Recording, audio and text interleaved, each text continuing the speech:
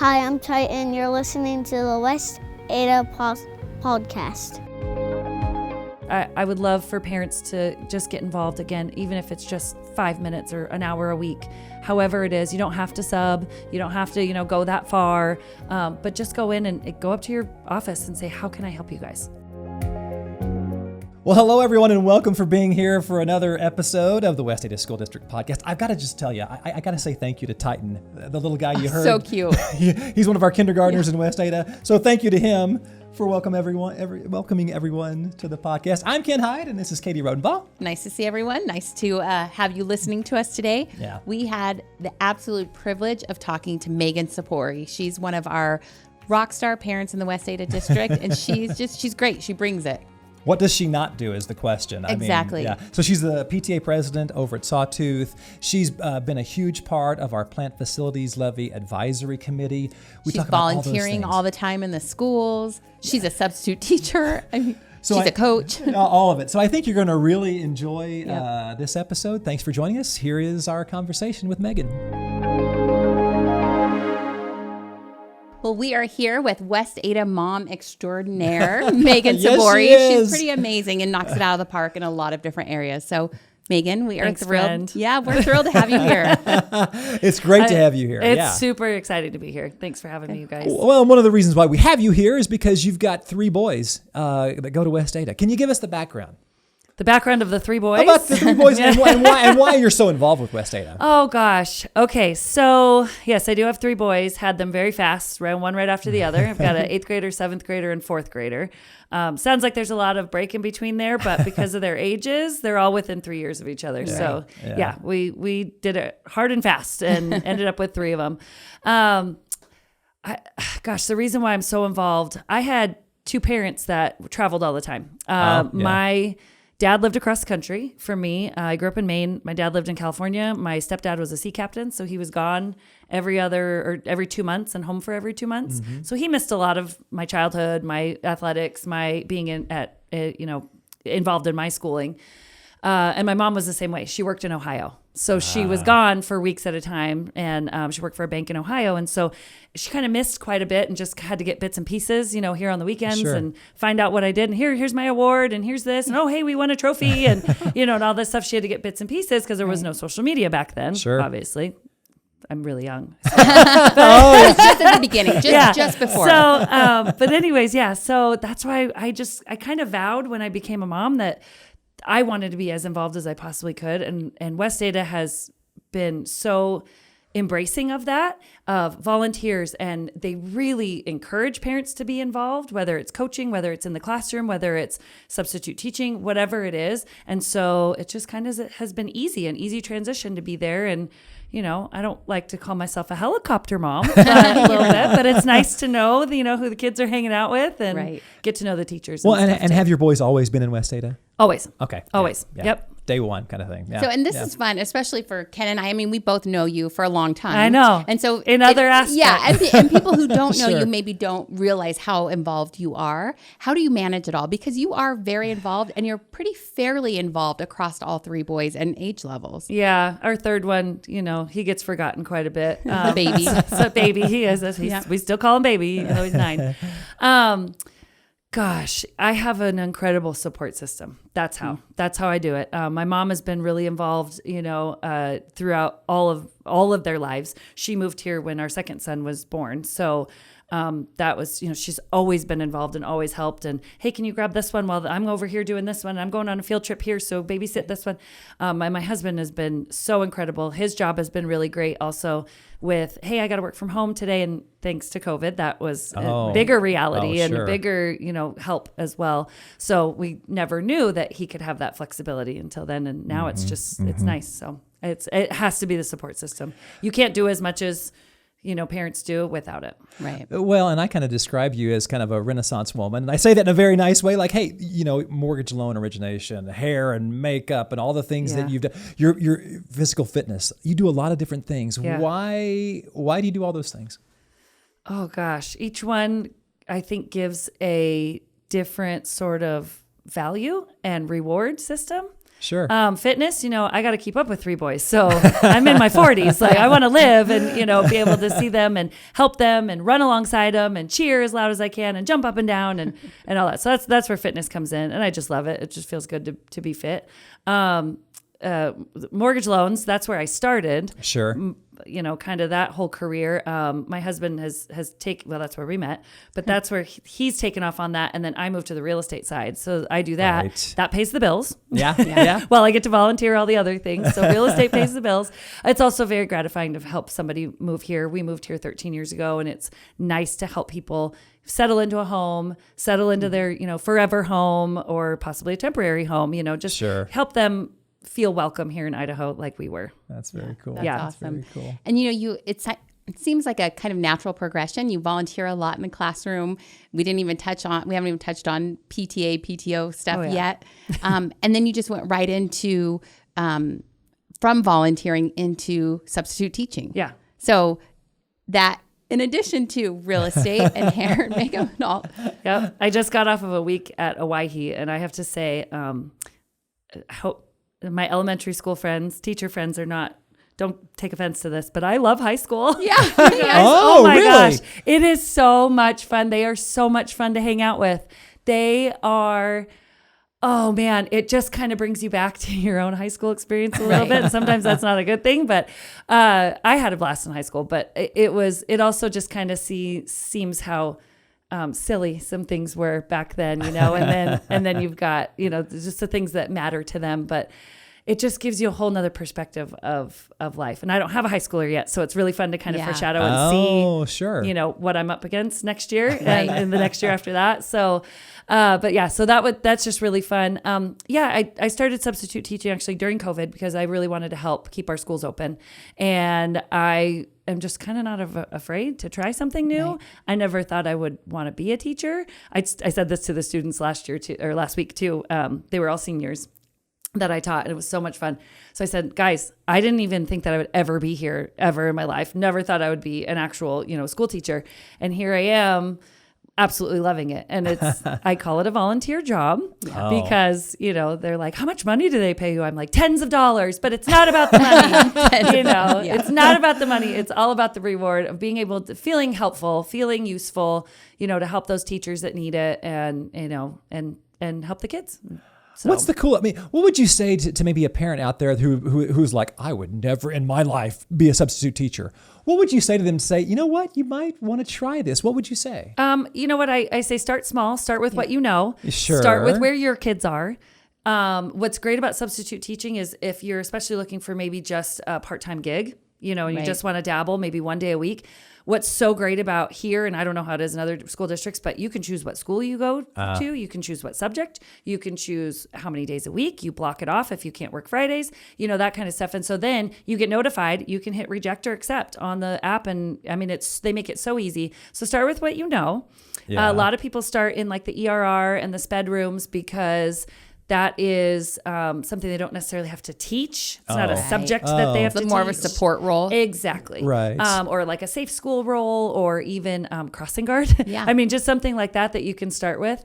And then as you get more comfortable and you learn the school and you learn the faculty and everything, then you can kind of dive into other subjects. I got thrown into childhood and parenting the other day because they needed a sub at the end of the day. And I was like, what is this class? You guys have babies? This is amazing. And like, yeah, they have to take babies home, and I'm learning all kinds of stuff. My daughter did that high class, school. and trust me, we had the baby for a whole weekend, and oh my gosh, I thought, because the baby would cry. Yes. She had to get up and you gotta feed it. All of it. There were all kids of it. at the high school football game the other night with their babies. Because I think they just started to check them out. Right, check out a baby. It's like, here's your library baby. Yeah. Oh gosh, and library is a good one to start with too, I would say. But no, I got thrown into it, and I was like, okay, here we go. Have you done all the levels? I have. Oh my gosh. I'm sorry. Hold on. From kindergarten to now 12th grade. Let me think about this. I think the only actual grade I have not done is 8th grade. Oh, wow. Like an 8th grade teacher. I think I've had 8th graders, but Right. I haven't actually subbed for an 8th grade teacher. Would you recommend, I would think working in education that all parents or all constituents should probably spend some time subbing to have a new appreciation because it is hard work. Not only subbing, but even just go ask your teachers if you can go in and volunteer for half an hour. Yeah. That's where I started, right? Oh, I can help stuff Thursday folders. That's where I started, first grade, second grade. So you're in there for a half hour, or go in and help with reading groups. See where the different levels are of kids. That was a big eye opener for me, was you see where all of our kids are in a different level, and there's 25, 30 of them in a classroom. This is what your one teacher has to deal with, right? And so you go, holy smokes, they have to teach up here, but then also teach down here, and not forget about the kids that are up here. 100%, yeah. Empower the kids that are up here to maybe help the kids that are down here. And so it's this huge balancing act for them. And I cannot give more credit to what our teachers have to do. I cannot say enough about what they have to do and what they have to deal with, and especially on the high school level. Yeah, that was an eye opener. Well, and I know you touched on it, but why? Like high schoolers, was it daunting? Was it what were your reactions? Gosh, at first it was really daunting. I started with 9th grade a couple of years ago. I have a good friend of mine that teaches over at Hawaii, and I said, "You will be the only person I sub for over here." Well, then word got out that he had a really great sub. And so now I've worked my way around the English department over there. But so 9th grade, they're just bigger 8th graders. Yeah. And now that I have an 8th grader, I can just kind of see that. So it was very daunting though, because to me, they were really big. And I'm like, I don't know how to relate to these kids yet. Because I think at the time my oldest was in 6th grade. So there was kind of that gap. So I didn't really know how to relate to them. And then I was like, okay, they're just like middle schoolers. They like food. So I would bring candy and I'd bring treats. And I'd say, hey, okay, if you're really good and you do what you're supposed to do and do your work, here it's laid out for you. Let's get our stuff done. I'll reward you. Yeah. They respond. Know their currency. They right? do, exactly. I am not above bribery when it comes to right. Helping these kids out. But and then when I took the job for 12th grade, I was like, oh my gosh, these kids they're grown-ups. And I'm like, well, I'm going to talk to them like they're grown-ups. Oh yeah. They're 17, 18-year-old kids. They're getting, half of them only go for half day. Half of them have jobs already. Half of them, are adults. That's exactly the way that they want to be treated. And that's exactly how I treated them. This is your grade. This is the end of the quarter. This is your last year. It's up to you. And they took really it cool. And they did it. And they were so amazing. Okay. Was that at Hawaii? You posted a really cute classroom that had like a little reading nook and like all this stuff. Was that at Hawaii? Can I say her name? Sure. What teacher it is? Yeah. Okay. Tony Fonseca. First of all. Oh my gosh. I know her. She's amazing. Okay. I've never met her in person, but I saw her cute little family photo right there. Mm-hmm. Her classroom made me feel like I was in a New York City cafe. It was so homey. She has no windows. Why Hawaii was built with no windows, I do have to ask about that. But in some of the rooms, there's windows in a lot of them. But anyway, so, oh my gosh, she's got this brick wall and this cute little reading corner with a couch and chair. It is so homey and so welcoming. And then she is the most organized teacher I have ever subbed for. I love that. That's really cool. It made my job so easy. So I'm like, how do I get to work here like full time? Like I have time. Yeah. Take on a full-time job. There's so many fun jobs. How do you do just one? Right? I know. So then I'm like, no, I'm going to stay subbing. That way I can get little bits and pieces here and there. Well, and you said start with what you know. Yeah. I'm sure there's been a time where you were thrown into a room where you maybe didn't know the subject matter. What was, or has that happened, and what was it like? No, but that's my number one fear. And nothing scares me except for having Rachel down in the front office call me and say, hey, we need you to go take physics. Or we need you to go teach algebra. I'm going to crawl into a hole and die because I can't. Can't imagine. No math for me.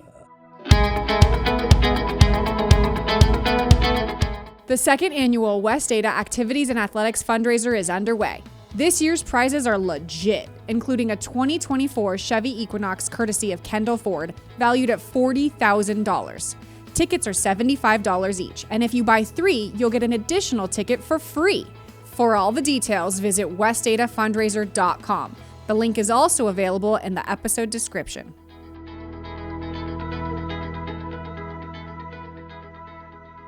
Okay, Megan, you just said you don't do math. I bet you could. You're creative and smart enough to be able to lead a math class as a sub. I'll be honest. If math was taught the way that it is now, when I was in school, I actually probably would have understood it. Right? Yeah. So it is a little bit easier now. I'm probably in the minority there. It is more about understanding. I agree. Learning with my kids, going through. Our oldest started with like the Common Core math or whatever, the new math. And it's really helped me. I'm like, oh, that's how my brain thinks. Yeah.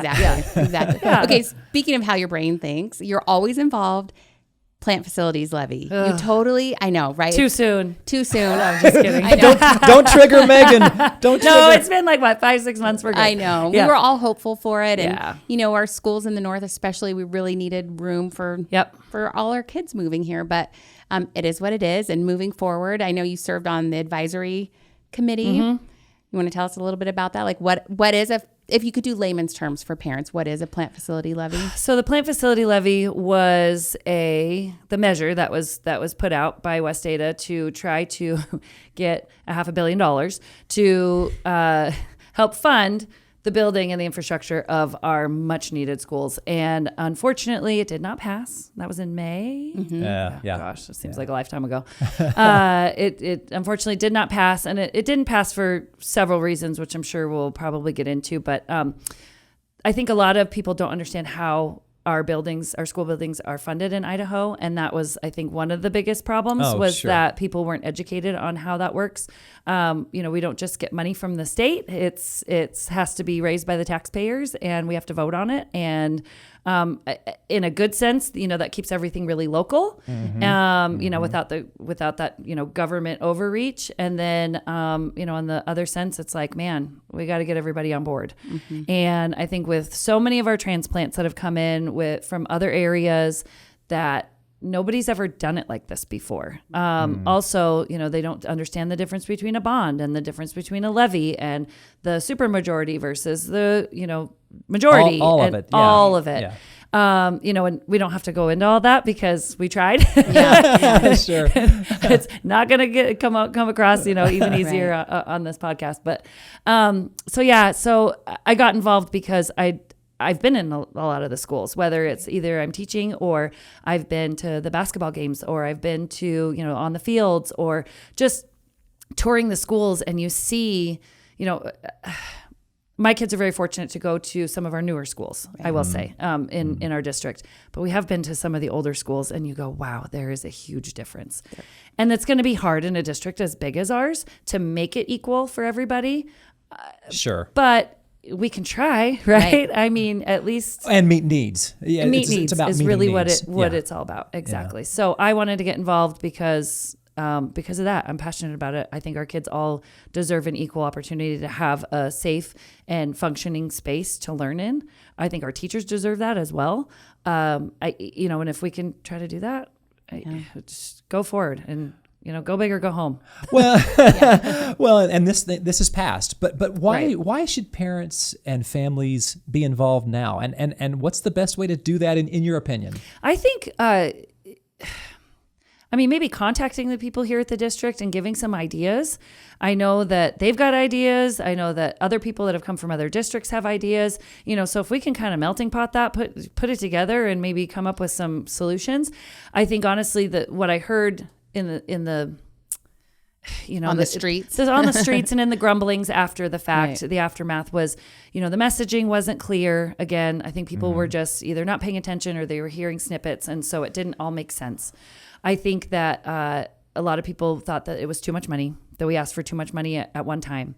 I think a lot of people say, up in Eagle are like, why do we care what goes on at Lake Hazel? And why do the people over in, the South care about what happens in the North or the West? Or who cares about Star? Even though Star's like the biggest growing, 100% giant growing, sure. area right now. But I think, I think people need to get involved so that the momentum keeps going and so that they know that there is still a need. They need to see it for themselves, honestly. That's why I almost was wondering if there should be some kind of tour for patrons and parents to see, like, let's go see what is going on in other schools. And I think the district tried that. I think with Dr. Bubb's, amazing town halls that he did, he tried to hit every area of our district. Unfortunately, they weren't super well attended. I don't know if that was because of time and sports and, everybody's got their reasons. Everyone's busy. Everyone's busy. Hey, if I can find time to do it. right. But well, and listen, as part of our district communications department, it's our job to get the word out. I went to Meridian Elementary, and gosh, you go and look at the boiler room at Meridian Elementary and stuff, and it's like, oh my gosh, it's ancient. Right. So there's a need. I know I'm kind of bloviating, but why is it important for people to know that need, I guess, is the question maybe. Well, you know, we have lots of transplants, lots of grandparents. We have lots of people that don't have any kids in the district, right? Why would they care? Why should they care? Well, these kids are going to be the ones that are changing the oil. They're going to be the ones taking care of us as we get older, right? These are the people that, you know, I think one of the things that's great about West Ada and Idaho in general is that we want our students to stay here and work here and raise their families here. We don't want them to go off to other states and other areas, right? We want them to be here. And so that's where that buy-in is for others that might not have a vested interest currently right now here. I mean, the CTE Center, that crushes my heart that we couldn't get that passed. Yeah, you spoke to the school board about that. Like, you want to share some of that passion? I mean, I think that was probably powerful. My number one reason to get involved in it was the CTE Center. You know, I went to college. I have a college degree in film and media. So I love all this. That's why I knew you would love all this, and you would be spectacular. I love all this, So I went to school for that, got my degree in that, and then as kind of things evolved and life happens and how am I going to pay my bills, ended up being where got into mortgage and everything. Mortgage bubble burst. What is a fail-safe kind of recession-proof industry? And that's how I got into styling hair. Oh, so sure. That's how I got into hair school. Oh, okay. That's a trade, right? I understand. And so I went later in life. I went to school with a lot of girls that were just girls and guys right out of high school. And so they hadn't lived kind of yet on their own. They hadn't even paid taxes yet. They hadn't, done any of it. They're still living with their parents, a lot of them. And so I saw that trade and I saw the stigma that a lot of trades come with, where I was like, listen, this is the way to do it. Like, if you can get your degree or get your certification in a trade, then go back to school, get your degree. I have a real quick story. I have a friend of mine, one of the 18-year-old girls that I went to hair school with. Her parents didn't want her to go because of that stigma, right? Oh, you're just going to be some loser hairstylist. Oh, gosh. Wow. I said to her, Ashley, you are going to watch. I was 10 years older than her. I said, you get your degree here. You get a clientele. You start your business. Put yourself through college for that business degree that your parents want and that hopefully you want as well. She now owns a salon. She now is, so she's got that business degree, very successful, has a huge business. She's amazing. So that's cool. Yeah. So that's, don't knock on the trades. And so, and all trades, I mean, we're going to need welders. We're going to need, I think my husband pulled up a statistic and I think it's, that the average auto mechanic or the average like HVAC person is 56 years old. Right. I mean, come on, we need some younger kids. People. We need some fresh meat out there to, take it over and be reliable and be responsible. And I mean, shoot, if I could have made $60,000 coming out of high school or a couple years out of high school, I would have listened. Right. 100%. Yeah. Well, and that's what's so cool with all our CTE programs here in the district. They're so well attended. I mean, like something like 87% of our students participate in a CTE course or pathway.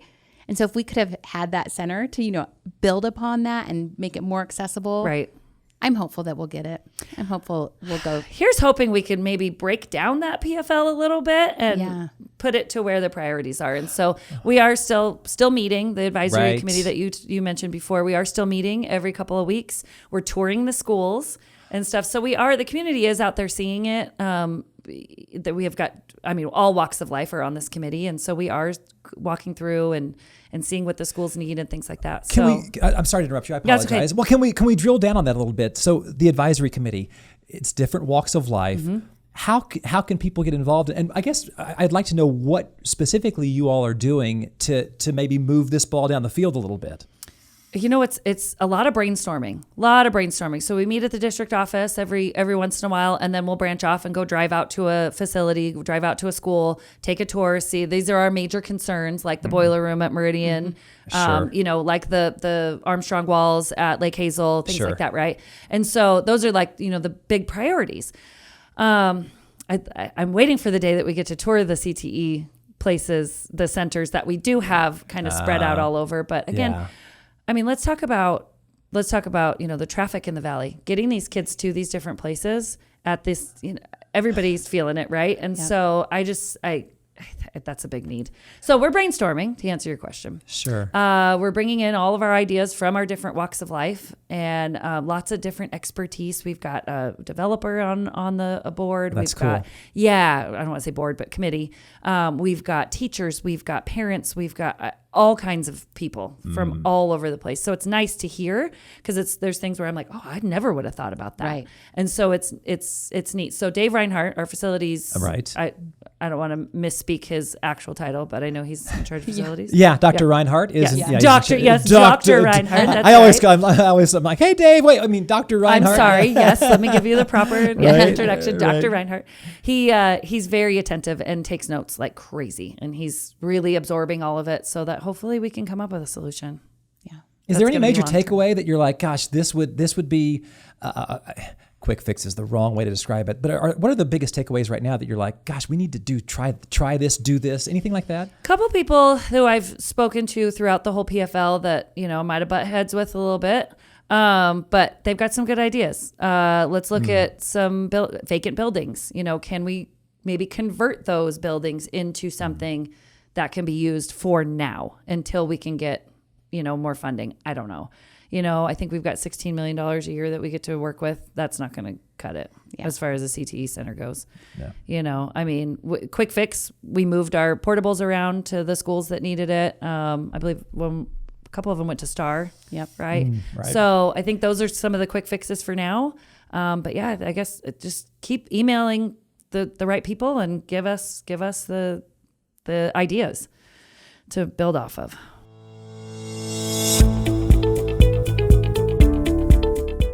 The West Ada Education Foundation's Thank a Teacher program is a great way to support and express gratitude for your child's teacher.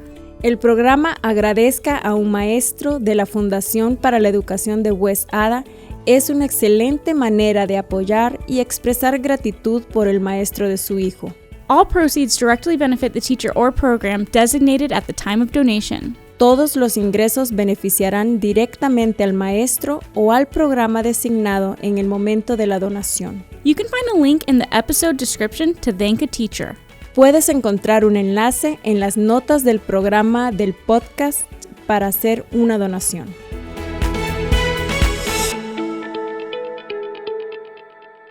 All right, so you were talking about the diversity of the Plant Facility Levy Advisory Committee. Yes. What do you think about bringing those multiple mindset to the discussion? I mean, how does that really help inform decision when you have different viewpoints? I think because you have people from so many different backgrounds, it just brings in an extra piece that you might not always think about. I think people in education have education minds. People in development have developmental minds. People in, computer coding have a coding mind. Right. I think that when you mix it all together, it brings out, I think, a lot of more imagination, right, if you will, a lot more I think ground building from places like, oh my gosh, yes, this, and then you can kind of snowball it into possibly something that might actually work. So I feel like sometimes more opinions might not be the best idea. Sometimes you get some people, but as long as everybody has an open mind, which all of us, I think do, we're all very respectful of each other and go, oh yeah, you may think this way, but I never thought of it that way. So, you can kind of, gosh, if we had a little bit more of that in the world today, that'd be kind of nice, right? Today's day and age, when everyone's so polarized, being able to come together and actually compromise and share ideas. It is refreshing. Yeah. It's actually refreshing and really nice to actually meet with these people, with everybody from all different backgrounds and different thought processes and stuff. That's very cool. Yeah, you've got creative brains, you've got analytical brains, and we're all kind of coming together to try to see what we can do for our kids. Yep. Well, and I love the entrepreneurial mindset. We just last week did a principle for a day kind of thing where we're trying to bring people in from the community in and say, okay, this is how this works. And I think it's just not to belabor the point, but it's just good to think differently sometimes. Yeah. What's an example of where you've really thought differently in that committee? Or is there a good example? It's been a minute. I think kind of going back to that point that I said about maybe looking at empty buildings that are already, Right. I don't want to say abandoned, but that are just Available. They're just sitting there, do we go into there? How can we finagle this? How can we kind of get around the system of, how we can fund something like this? Make it work. Yeah. And make it work. Gosh, what else was there?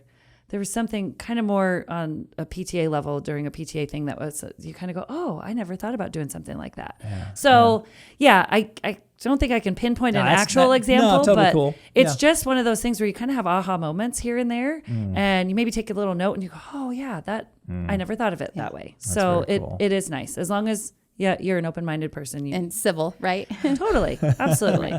Good idea. Yeah. Well, so Megan, you were also the chairperson for Yes for West Ada. So that was a political action committee, right? A PAC. Yep. Do you want to share with our listeners how that kind of came about and why you were why you were excited or maybe not excited to start that? I felt that was going to be a good way to get our messaging out. I thought, in addition to what you guys were doing, I know legally there was only certain things that you guys could say or push out in a certain way. Sure. And so a political action committee can kind of jump over those boundaries and get the message out a little bit in a different way. In a different way. Yeah. Exactly. Yeah. And so I called up a couple of buddies of mine that are in that political spectrum and who I've worked with on a couple of campaigns locally here with the school board, and then also with Debbie Critchfield's and our state superintendent. Fantastic. She's great. She is so fantastic. So I called up a couple of my buddies, Tyler Hurst, and with him comes his sidekick. I call it you can't have one without the other, but you have to have Ashley Britton and Tyler Hurst all together. Yeah. So Ashley has that legal mindset. She's an attorney, and so she helped out with the treasury and everything. And Tyler's so amazing with the people he knows and fundraising. And so we tried to get that message out. We got signs. We put them all up all over the place. And so, yeah, it was just more of a messaging difference that we tried to we put together real quick and tried to get it out there. Is there a future for Yes for West Ada if there's a need? We haven't closed it. Okay. So anything for West Ada that's going to help our kids, call me. Yeah. That's very cool. I appreciate about you so much is that you truly care, you deeply care for not only your kids, but like your neighborhood kids. Your house is always full of kids. Always. You're entertaining, you're feeding, you're having kids swim in your pool.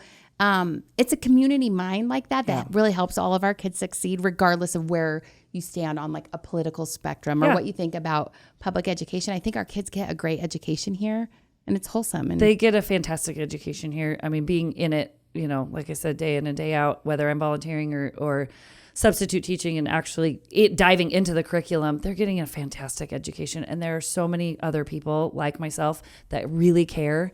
And I cannot talk better about our community. And that's why everyone wants to move here. The last 10 years, it's the fastest growing area in the country. You can't blame them. I mean, people move here and, as a realtor, people ask me all the time, well, how are the schools?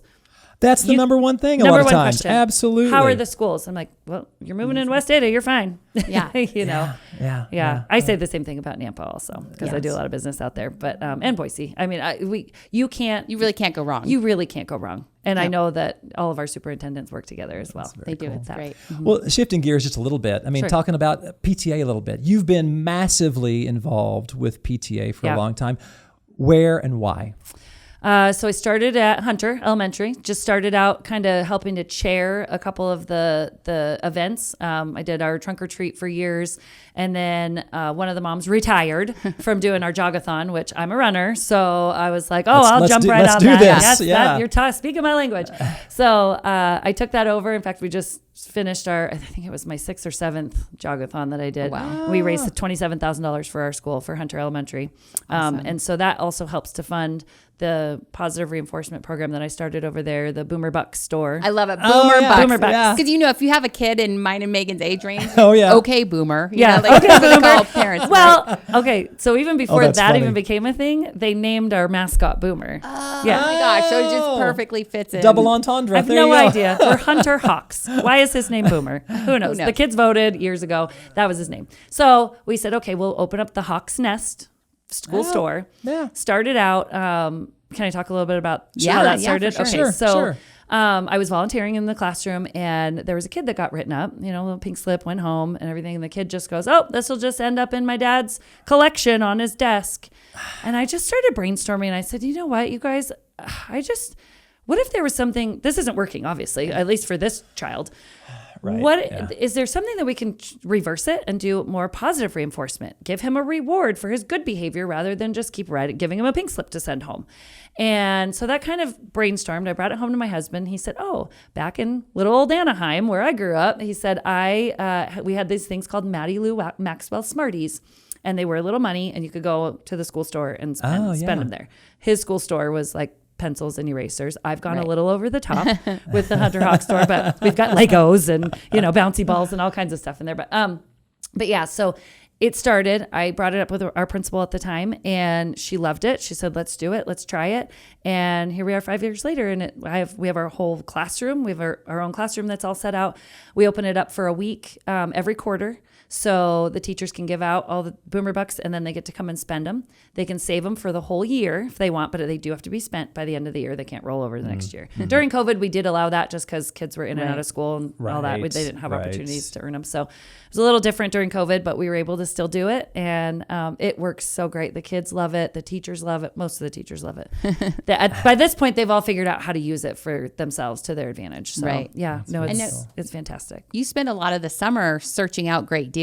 Yes. I love that. It's a game. It's such a game for me. Yeah. Prime Day is a big one. But Walmart clearance sales, I go to the Dollar Tree. I go to, I'm not above going to garage sales, thrift stores, whatever you can find. So, and we do take donations. That's awesome. I call my wife the coupon queen. I love that mindset. Yes. Let's do this. Let's do this as frugally as we can. When I go to Michael's and they itemize everything at the bottom, and I'm like, I just got 372 things for $27. Oh my gosh! It's so great. The kids are going to be so happy. Oh, it's so fantastic. So so that money that we raise for Jogathon helps to fund that as well. So it's a huge thing. It's a big deal. That's really cool. Yeah. Well, so how would you advise parents that are out there going, gosh, I'm not involved with my PTA. How would you advise them to find out what's going on and get involved? So I believe every one of our schools' websites on our in the district has a drop-down menu if there is a PTA or PTO involved. So the difference between PTA and PTO: parent-teacher association, parent-teacher organization. Organization isn't really tied to anything. They're more private. PTA is tied to national PTA. With that, you get a lot more benefits as far as your 501(c)(3), things like that, insurance, you're umbrellaed under, and things like that. I like PTAs particularly just for the checks and balances of, people are accountable for the treasury and stuff like that. So just a little more organized, I believe. And there's lots of training and things like that. Not that PTOs can't also attend, but I prefer it. It's the way that we've always done it. So getting involved, biggest thing is find out if your school has one. You can also contact, Idaho PTA as well. There's a Idaho, I think it's idahopta.com or .org. Alexis Morgan is our new president. She's fantastic. She actually helped me, worked with me on Yes for West Ada as well. She's great, but so she can kind of guide you if you need to start one. I did it for Sawtooth last year because Sawtooth didn't have one, so I can help with that. You guys can find my email anywhere. I'm all over the internet, so or give me a call and I can help you guys start that. But I think the biggest thing to start if you're intimidated and you don't want to take on a whole event, just sign up to bring in food for teachers on, Teacher Appreciation Week, or, just call and say, hey, is there anything that I can do? Do you need things donated? I can come help build a bulletin board. I can, whatever. So just little things like that. Take your own strengths and find out who the parent organization is, even by calling your front office, and they can get you involved and start out there. Start out as small as you want. A lot of people say, I have kids at home. I have little kids at home. I can't do it. Bring your kids. We don't care. Yeah. That's super cool. Yep. Yeah. I've been in PTA meetings with little ones, here, have a bottle, have some snacks. We're going to keep doing business over here. Yep. Well, we're all moms. We're all volunteers. Moms and dads, it's like, just bring whoever you need. We'll be sure and include all those links in the show notes for the viewers as well. Yeah. Yeah. We'll do that for you. Cool. Good. Any common misconceptions with PTA that you have to deal with? Yeah, everyone thinks it means parents to avoid. I promise we won't make you volunteer more than you want to. No, it's that's a misconception, I think, is, that there's been movies made about it. There's been songs made about PTA. We're the, uppity moms that are like, you can't sit with us. Absolutely not. We want you to come sit with us. We want to bring you in. I encourage new moms in the area. That's the best way to start making mom friends and getting your kids involved into activities and stuff. Come and join your PTA. It is so much fun. And I got to give a shout out to my team this year. They are so amazing. In fact, right now, while I'm doing this, they're helping to get ready for our teacher dinner that we're doing for parent-teacher conferences tonight. Yeah, so they're doing all the running around our last-minute stuff to do that. But Jody King, Jody McMillan, and Jill Huntington, they've been in PTA for a long time with me at Hunter Elementary and at Sawtooth, and they're just find a great team to work with. That's the other kind of key thing if you are going to do a PTA. That's cool. Yeah. That's great. And it benefits everyone. PTA doesn't discriminate. So you generally have a small group of parents who are working really hard and helping things happen, raising a lot of funds, and all of our kids get to benefit. So keep that in mind next time you're thinking about donating, or, most schools have some kind of fundraiser. Right. And it is a lot of work. It's a lot of work for 3 or 4 people to do. So the more that you can help, as little as it is, if it's 10 minutes, if it's 5 minutes, if it's running to Costco to go get us bowls and plates, that is such a huge help, right?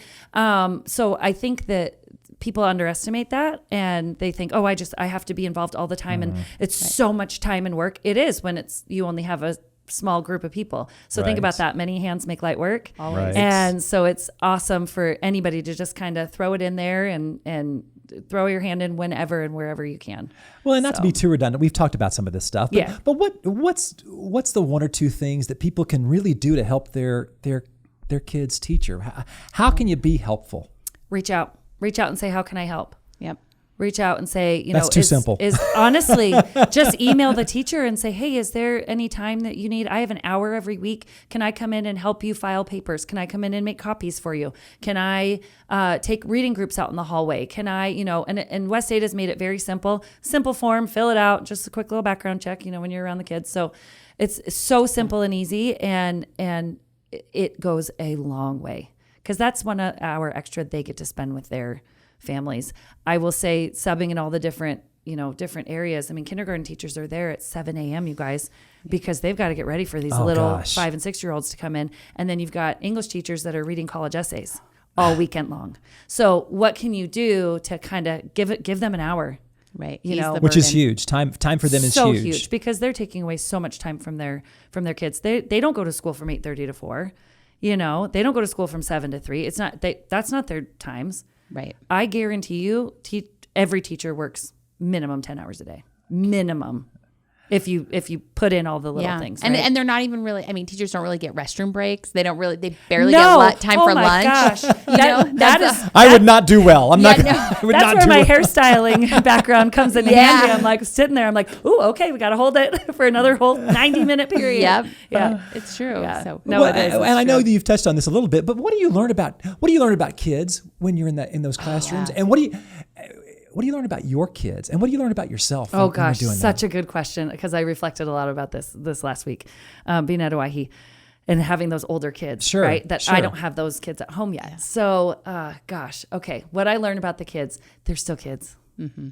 They're still kids, and we have to. It's awesome to have expectations for our kids, but remember, they're still kids. They're like, at some point, they're kind of in adult bodies, but they're still kids. Yes. Oh, yeah. And I'm really guilty about doing this, especially with our oldest. Mm-hmm. He's only 16 months older than, the middle. Right. And yet I think of the middle one as being so much younger, and the older one being so much older. And so I have so much expectation. I'm like, he's only 13. Like, I have to remember his brain's still growing too, right? Hey, all of our male brains are still growing. Don't even get me started. Don't get me started. It's true. And so, this goes for females too, though. Honestly. Oh, yeah. And then, on the high school level, I'm like, oh my gosh, like these kids are dealing with these problems that they think are this big. Right. And all of us, where we've lived through it all, where we're like, oh my gosh, that's such a minuscule little thing. Like, sweetheart, please don't hang up on that your friend called you a bad name or something, whatever it is. Right. And so that's something that I've really learned to reflect on the kids. And again, that ties into at home as well. I need to remember, my 4th grader he'll be 10 next week, but he's still 10. He's still the baby. Yeah. He still needs to be held. He still needs to, mom cuddles. My 13-year-old still needs mom cuddles. Oh, heck yeah. He's going to hate me saying this, but he was bawling like a baby last night because when he lost when they lost their playoff game. Absolutely. So, and we may act like we don't want it, but we want it. They do, yeah. And you know what? He needed it. I mean, even 13-year-old boys need to get that cry out, right? My 6'4", 15-year-old still sometimes will sit on my lap and be like, Mama, I just need a hug. That's great. And That's so, that just brings you down to reality, right? I think, and then for myself, oh man, it makes me want to do more. Yeah. It just makes me want to reach out to every single one of them and go, gosh, what can I do more? What can I do more? It just feeds it. The more that I see these kids where I'm like, oh my gosh, you see, when you're subbing, there's kids that will try to take advantage of you being a sub, of and course, you're just of like, course. hey, they teach us the rules too, like we know what we're supposed to do here. Like you having your phone down there in the corner, in the vault, Yeah. Right. And so it's one of those things where it teaches you to kind of stay on your toes a little bit.